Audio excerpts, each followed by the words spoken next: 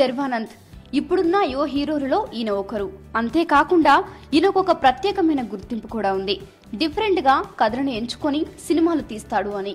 అయితే తాజాగా దిల్ రాజు నిర్మాణంలో 24వ సినిమా శతమానం భవతి చిత్రం తీశాడు.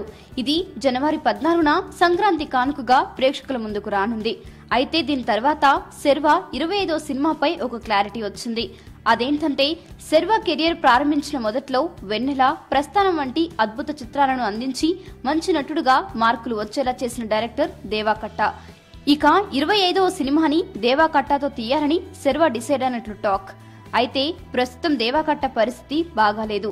అంచనాలు పెట్టుకొని తీసిన ప్రతి సినిమా బాక్సాఫీస్ వద్ద బొక్కబోర్ల పడుతుంది. ఉదాహరణకు ఆటోనగర్ సూర్య, డైనమైట్.